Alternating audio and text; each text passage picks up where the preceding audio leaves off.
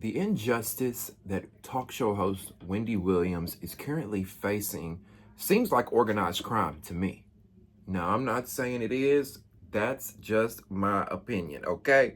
But when you really step back and look at this situation that she's in, it makes you turn your head and go, hmm. And you better believe we're going to talk about it, okay? Welcome back to Damien After Dark. If you're new here and you haven't subscribed yet, please make sure you subscribe to our channel so you never miss a beat in all things pop culture, celebrity, and reality TV news, okay? Go ahead and click that thumbs up button and like this video as well. I'd really appreciate that. That helps me get into the YouTube algorithm. Join the conversation by getting in the comment section below. I want to hear from you guys. I want to hear your thoughts and opinions on this situation with Wendy Williams. Do you think that there's more to the story here? Do you think that there's unethical practices and behaviors going on between Wendy, her guardian, this judge, the doctors, everything? We got a lot to talk about, okay? Let me know what you think about this in the comments after you've watched. Last but not least, if you would like to donate to the Damien After Dark movement to help us grow and sustain this channel, in the description box below will be some ways that you can donate. Thank you guys so much for the love, the support, liking, sharing, commenting, subscribing, all that. I truly, truly appreciate it, all right? So we all know what Wendy Williams is going through right now, unless you've been living under a rock.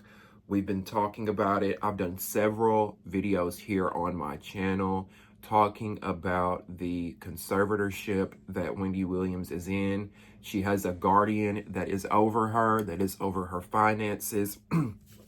She's currently fighting for her freedom, literally at the Coterie Hudson Yards. That is the name of the luxury assisted living, assisted living facility that she's at, right?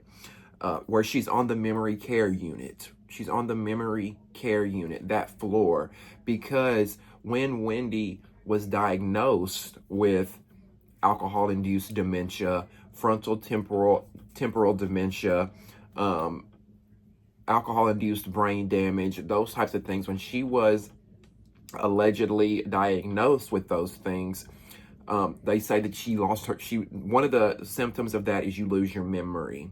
That's why Wendy is on this memory care unit floor, right? Now, when they first came out 2 years ago and said this, Wendy has dementia. Wendy, you know, she's got alcohol-induced dementia. She's gonna be in a assisted living facility. All this, right? We as the fans were concerned. We were shocked. We were saddened. We were heartbroken, and many of us believed what we were being told. Right? We believed what these people were telling us because we trusted that she had the best care around her and that people had the right and the best intentions for her, right? But now that time has gone by and we've seen Wendy doing interviews with The Breakfast Club and TMZ and Don Lemon and The View. We've seen her do interviews, right? We've seen Wendy out and about going to and from this facility that she's in. She's talking. She's coherent, right? And one thing to me that I've noticed that shows me that Wendy is the same Wendy that she's always been is and this is something that, you know, some of you may say, oh, you know, Damien, you can't judge off of that. But to me, one thing that shows me that the same Wendy is always there is the way she dresses. Is the way. We all know that Wendy loved her some Louis, some Gucci, some Prada, right? And she had her own little style. She loved her, you know, designer house slippers. She loved the booty cut off shorts. She loved a little crop top. You know, if you watched Wendy, you knew her style, right? That's one of the things that shows me that Wendy is still there. You know, it's not like we see her coming out of this living facility, you know, with no wig, a big t-shirt, dirty shoe. You know, we don't see Wendy coming out wearing things or doing things that she's never done before. She's the same person. She's still wearing the same things. She's still talking the same way. Still has the same lingo. Still has the same humor and spirit. it doesn't seem like to me anyone that's incoherent, anyone that's losing their memory, anyone that's lost their mind. I don't see that when I watch her. Do y'all? Now, psychoanalyst Bethany Marshall. I saw psychoanalyst, this woman named Bethany Marshall, who was on the Nancy Grace show talking about this. She came on and she says that just because someone looks and acts intact doesn't mean they are. She said just because someone looks and acts like they're in their right mind doesn't mean they are. But my question to you, Dr. Bethany Marshall, isn't that why Wendy's in this situation to begin with then? Because she wasn't intact? She wasn't acting the way she used to be? Isn't that the whole reason she's in this situation? So what do you mean when you say just because she looks and acts intact doesn't mean she is? Now, the floodgates are opening, okay? The floodgates are opening when it comes to the media, authorities, and just the public in general. Fans, Wendy watchers, the floodgates are opening with people questioning whether or not something sinister is going on between Wendy and this guardian and the judge in the case too, okay? Because we're all looking at it with a side eye. Because there's one thing that I think is so important that we all need to know is that it's not far-fetched for organizations to be working together, okay? Whether you want to say criminally, whether you want to say whatever. I'm not saying these people are. I'm just saying I want us to keep an open mind here. It's kind of like the justice, well, this is the justice system, but when it comes to judges, attorneys, paralegals, all that legal, those legal positions, those people, they all mingle with one another. They all go to lunch with one another. They work, it's like you and your coworkers. You see each other every day. So it wouldn't be far-fetched for different organizations, governments, whatever you want to call it, to work together to benefit everyone on the inside. Okay, now let's break it down. Let's break it down because I don't know if you guys heard about this story. We haven't covered it here yet, but we're going to talk about it some here. This happened a couple of weeks ago where Wendy dropped a note from her window because we all know she's like on the 8th or the 10th floor at this memory care unit at the Coterie Hudson Yards in New York City, right?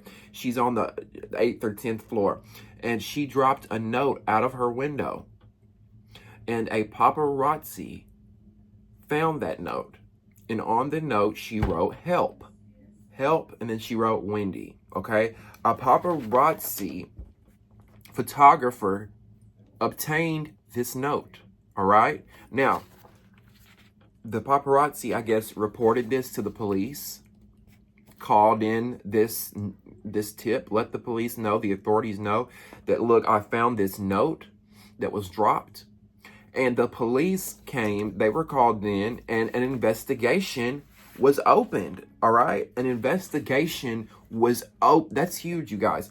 An investigation was opened into whether or not Wendy's guardianship was being abused or not, okay? Now, if y'all watch me frequently, you know, when it comes to the word abuse, YouTube flags that word, so I don't really say it fully, so I'll chop it up. But there was an investigation into guardianship abuse, okay?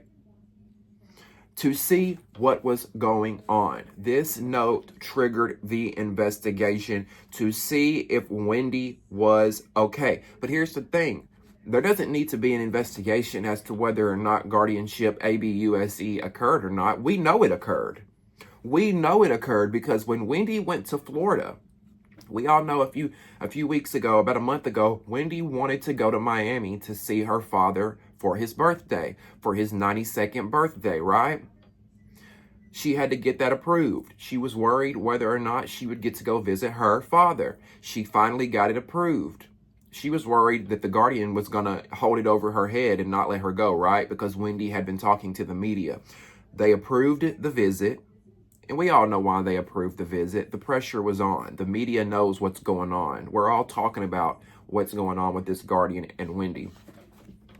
So when they approved the visit, and Wendy goes to Miami to visit her father, none of her credit cards work. She has zero access to money. So much so that Wendy's family and friends had to give her money, send her money for her to be able to even maneuver around Miami. And we know how Miami is, bitch. It's expensive down there, okay? You ain't gonna get no bottle of water with $1. You ain't gonna get no cheeseburger for 4 quarters, okay? So, by definition, this woman, Sabrina Morrissey, the guardian over Wendy Williams, when she sent Wendy to Florida with no money, no access to her money in her bank, that is considered guardianship abuse, okay? By definition, when you send someone who is incompetent, as you guys claim, when you send someone that's under a guardianship who is incompetent, whose losing their memory, and then you send them somewhere with no resources, it's considered guardianship.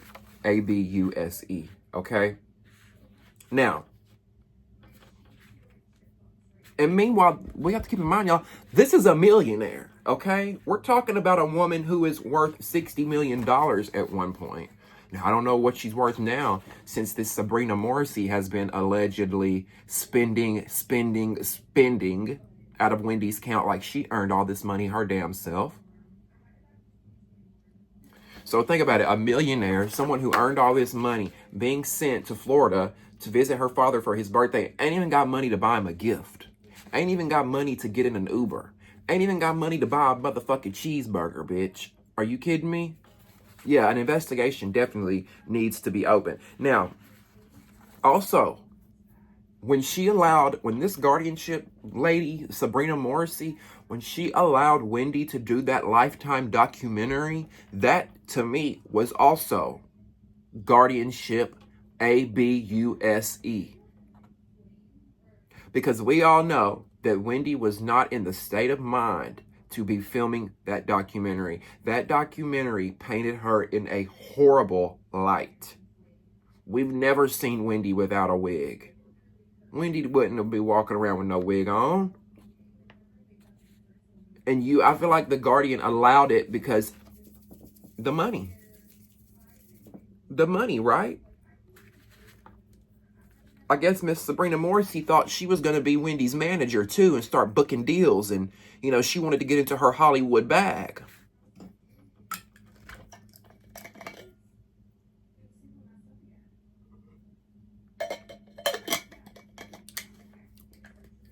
Now, I read that there is a condition. There's a condition called pseudo dementia, to where it appears you have dementia from the outside, but you don't really have it on the inside. So I'm like, is this what happened here with Wendy in her situation? When she got under this guardianship, when she initially was placed under this guardianship, did it appear she had dementia? Because if you think about the Lifetime documentary that we all watched, one could watch that documentary and make the judgment, make the claim that she's not in her right mind, right? But were they thinking that and just wrote that down on paper? Was it just, oh, she's got dementia, here you go, and call it a day? Did she have pseudo dementia to where it appeared she had it on the outside, but truly didn't? Or, did she have it? Did she have signs of dementia when they scanned her brain? And maybe she recovered over time. Because even though dementia is not curable, one doctor stated that with alcohol-induced dementia, that if you stop in time, you can save some of your memory and help slow that decline. So, there's a lot here at play medically and legally that I feel like we have to kind of cipher through to even really get the truth of what's happening here. Because I'm going to tell y'all, I don't trust what these people are saying. They can say all day long, oh, well, we had a doctor do this and that, and she's got dementia. There are doctors that have been a part of organized crime. There are doctors who have worked with the judges, who have worked with the conservators before. I'm not saying that's the case here with this, okay? This is just my opinion of what I'm observing, that I feel like there is some organized crime going on. I do feel like, this is my opinion, okay? I do feel like, and you be the judge of that by the end of this video. I do feel like, and of course, this is feelings, right? This is not fact, we don't know. But this is what these blue eyes see, okay? I do feel like the judge, the conservator, the doctors, and all in these cases have all known each other over the years. They've worked together over the years on multiple cases, and it wouldn't be far-fetched for these people to come together, keep people in guardianships, gain money over time. Let's look at the lifestyles before and after. What kind of lifestyles are these people living? With guardianships, there is no incentive. There's zero incentive for these people to be placed out of the guardianship. Why would the guardian judge, doctors be fighting for these people to get out of these guardianships if they weren't raking in the money, right? Now, Wendy has since, when the police were called, when this investigation was opened, one of the things that Wendy, her family, her team wanted done was a cognitive test. They wanted a cognitive psychoanalyst type test to be done to show that, hey, Wendy's fine. Wendy's competent. All of these claims that these judges and guardians are making about her being incompetent, not being able to walk, having no memory, we want to prove that that's not true. So we want a cognitive test to be done so we can prove to them and the world that Wendy may need some help, yes, but is not in the state that they're claiming that she's in, right? So she went and had this done independently of the judge, okay? And I want y'all to make note of that because that's very important here, that she had this cognitive test done independently of the judge. Now, why would you want that done independently? Why would you not just go to the judge and say, hey, judge, give me a cognitive test so I can prove to you I'm good? Why would she not do that? Because how do we not know that the person administering the test that the judge goes and gets is not in on it? How do we not know that if the judge goes and requests a cognitive test, that the judge does not have her hands in on it to make it look like Wendy failed the cognitive test? Or do y'all see what I'm saying? Now, she went and had it done. It was her own professionals that she sought out, and she passed. Now, it was only 10 questions. But she scored a perfect score, okay? She scored a perfect score. But the judge is saying, look, that's not enough to prove that she's competent. Well, if that's not enough to prove that she's competent, why do they call it a cognitive test? Or is that not enough to you because it's not in your favor and it doesn't fit the narrative, judge? Is that not enough to you, judge, because you didn't get to use the person that you wanted to use to administer the test?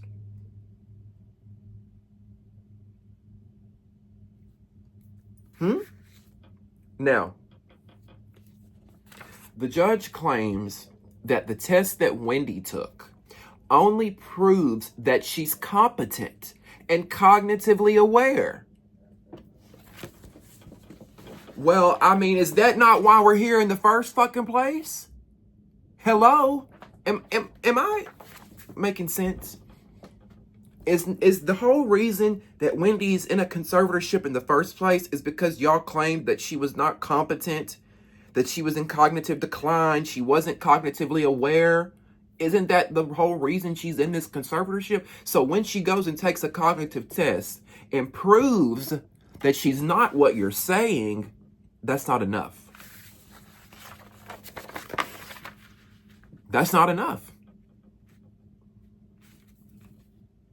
That's not enough.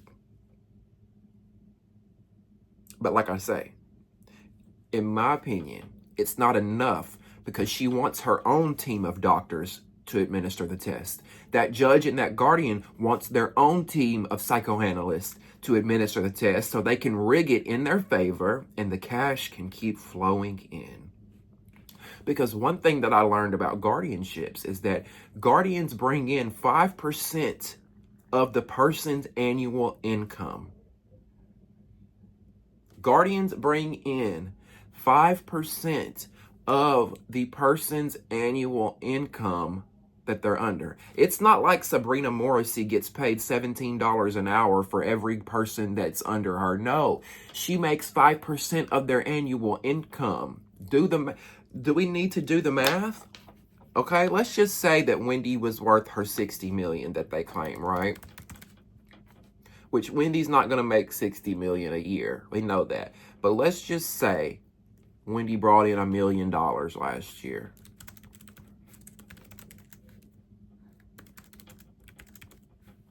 $5% of $1 million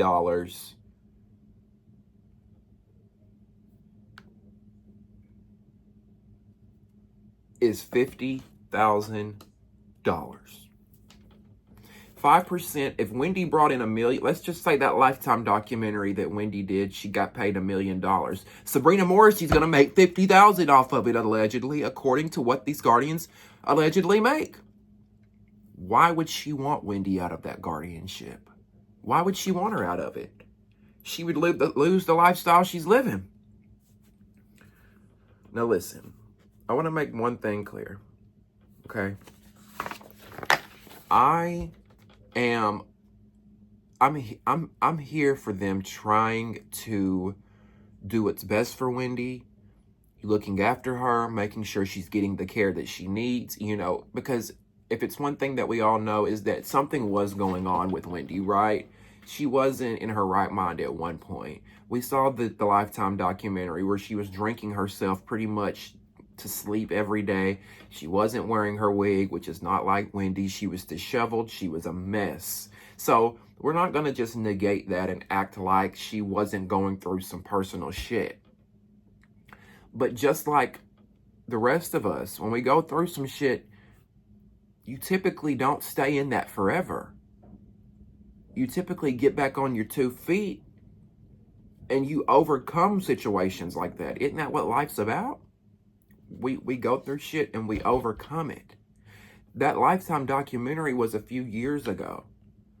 So Wendy, to me now, has seemed like she's recovered. She's gone through rehabs. She's gone through recovery centers. She's gotten the treatment that she needs. So why do we need to keep her locked away in a luxury living assisted facility, whatever they call it? If we see her walking around, if we see her competent, we see her having conversations, do I think that she's probably going to need a sober coach throughout her life or maybe like a home health nurse to come in and help her? Yeah, I do, but I don't think she should be in prison. And that's what it seems like here. That's what it seems like here, because when you go to telling this woman that she can't even go to dinner with her niece, threatening her, that's to me where I feel like it draws the line, right? Because the guardian, Sabrina Morrissey, contradicted herself when she told the media, she told the media that Wendy was free to go wherever she wanted, because y'all know Wendy made the claim that she was locked down, she was in prison, the elevators were locked, she couldn't even, nobody could call her, she could only make calls. So when she told the media that, her guardian, Sabrina Morrissey, said, oh, that's not true. That's not true. She said Wendy was free to go wherever she wanted as far as dining and shopping and meeting with her family, but she contradicted herself. She contradicted herself because she then proceeds to threaten to call the police on Wendy and Wendy's niece, Alex Finney. Alex Finney, Wendy's niece, has been the main one in the family advocating for Wendy, going on this press tour, telling the fans, telling the viewers what's going on. The Guardian threatened to call the police. I think she even actually called them, if I'm not mistaken, on Wendy and the niece, and claimed that the niece had kidnapped Wendy. Okay? So which one is it, Sabrina? Is Wendy allowed to go out and shop and eat on her own merit, or not? Because you say she is, but then you call the police on the niece and say that the niece is kidnapping her. Now, the judge, which her name is Judge Lisa Sokoloff. Okay, let's give the public a real good look at her so we know what this broad looks like. Don't she just look like she'd be up to no good? Don't this thing just look like she would be the type to hate on this black woman? Doesn't she look like the type that would hate on this wealthy black woman and take advantage of her? That's what it's giving me. It's written all over her mother face. Okay? Now, this is what the judge, this Lisa Sokoloff, says. She says that she has always contended that she will give Wendy the freedom that she can handle. But now, she says, I question how well she has handled the independence that she's been giving. I mean, this sounds like my mother talking to me when I was 16 with my car for the first time. This sounds like a mother talking to their daughter when she just got a car and hit puberty for the first time and is talking to boys. So now the judge has all these requests. The judge has all these concerns. She's using these things like saying that Wendy, she's concerned that Wendy can't handle the freedom she's been given. She's using things like that. And also using things like saying that she's concerned with the actions that Wendy is taking, like having drinks while out with her niece Alex when she was allegedly kidnapped. Okay, so they say that when Wendy went out to dinner with her niece Alex that she had some drinks. I don't know if that's true or not. If that is true, that's not good. I mean, that's part of the reason why Wendy is in the position that she's in now. She had this alcohol-induced dementia, and we learned also that before all this went down, she learned in 2019 when she went into a rehab stay, a doctor told her that she had alcohol-related brain damage. Go ahead and stop drinking or this will progress, which she didn't listen at that point, and it progressed to the frontotemporal dementia, alcohol-induced dementia. So the judge is claiming that, I don't know if Wendy can handle the independence that she's been given. She was drinking while out with her niece Alex, which if that's true, that's a concern, because Alex, you being the niece, why would you allow her to drink? I know Wendy's a grown woman, but at the same time, the situation and the circumstance that we're in, I would be prying liquor out of her hands and being like, this is why you're in the situation you're in now, Aunt Wendy, you can't drink. Do y'all know what I'm saying? Like, I don't know. That's a sticky situation because I understand being concerned there. Like, okay, we're letting Wendy free, but is she drinking while she's out? Because that's not good, and that's going to give them even more reason to keep her locked up. Now,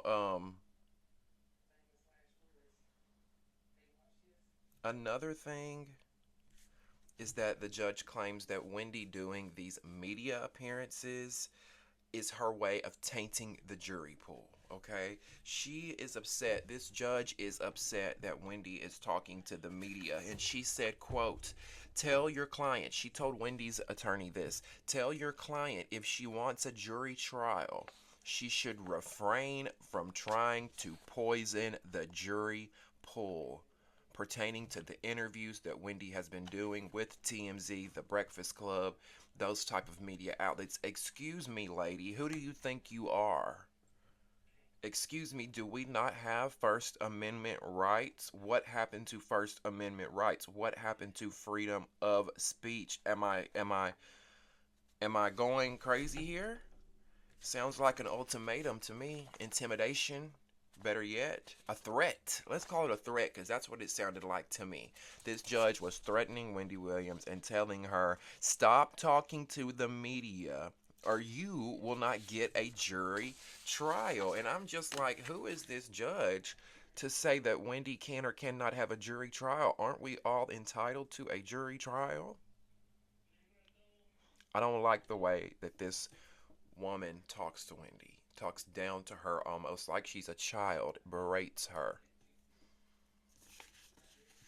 Now, another thing about this judge, let's put her face back up here because I want people to remember this face and remember this name.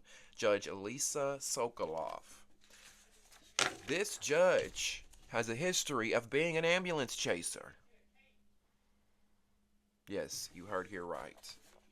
This judge has the history of being an ambulance chaser, okay? An ambulance chasing personal injury attorney. And she's been investigated. Catch this tea. Catch this tea because this is the most prolific information throughout this entire video. If you don't take anything else from this deep dive into Wendy's attorneys, the judges, XYZ, take this. This judge has been investigated for unethical behavior like having people donate to her campaigns. This is all alleged, okay? Alleged unethical behavior. She's been investigated allegedly for unethical behavior for allegedly having people donate to her campaigns in exchange for these arrangements of certain types of guardianships, in exchange for arrangements of them being of her presiding over the case XYZ. This is not coming from me. I didn't just pull this out of my ass.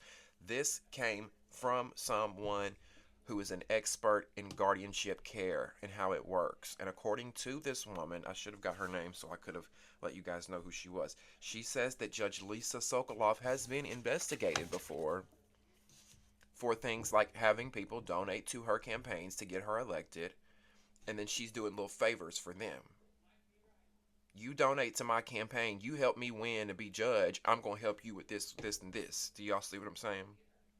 So if she's been involved in unsavory practices like that, what makes us think that she wouldn't be involved in an alleged criminal organization with guardianships, psychiatrists, doctors, and other people to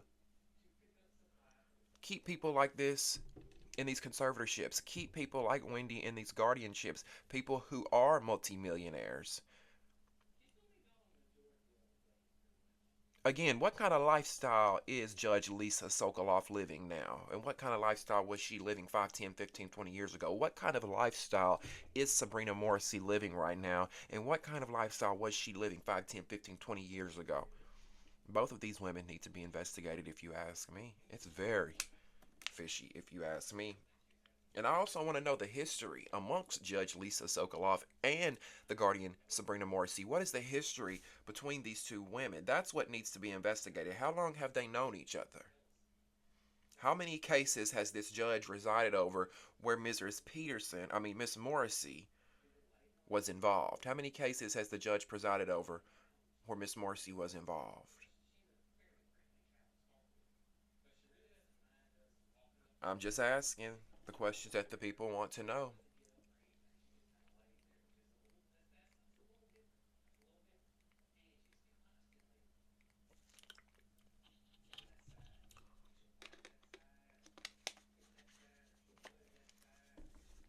Now, um, the excuse me, aside from the money that the Guardian is making from Wendy, the assisted living facility that the Guardian has Wendy in, Coterie Hudson Yards in New York City, is $250,000 a year for her to live there. Around $18,000 a month for her to live in this studio apartment slash luxury prison slash assisted living facility. And um, Wendy has expressed in interviews that she does not want to be spending her hard earned money on this living facility. She says that she would rather be spending it somewhere less expensive if she's going to be locked down like this. And listen, I don't blame her. I don't need crystal Dolce Gabbana chandeliers. I don't need, all this extra bullshit if I'm just here for treatment or whatever you say and I'm going to be out of here in X, Y, and Z. I don't need this. Now, I understand maybe they're trying to put her somewhere that she's accustomed to, but if she says, like, look, I don't want to be here, I want to be somewhere, let it accommodate that. It's her money. Like, yeah, Wendy may be wealthy, but if you have this much money going out, who knows if she's going to be able to live off that the rest of her life? How much money does she have now compared to when she went into this guardianship? Is she going to have enough money to live off for the rest of her life when she's released from this guardianship? How much has gone to this guardian over the last few years? How much has gone to legal fees? Because this guardian is suing Lifetime and caught up in a legal battle with Lifetime that, mind you, Wendy does not want to be a part of. Wendy said, I don't want to be a part of this lawsuit with Lifetime. I want to continue to work with Lifetime in the future. So how much is going out in guardianship fees, legal fees, fees to this assisted living facility? I'm just asking. I mean, these are the questions that we don't know. Because is she going to come out of this guardianship and they say, oh, she's broke? Oh, she spent all of her money while she was in the guardianship on doctors and attorneys. And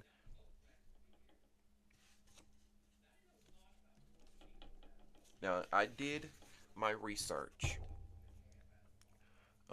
We already talked about that. We talked about how I did my research on how much a guardian makes on from these situations, and they make 5% of the person's annual income. We talked about that, and how there's no incentive for a guardian to release the person under the conservatorship. Now, Kevin Hunter and his grimy ass.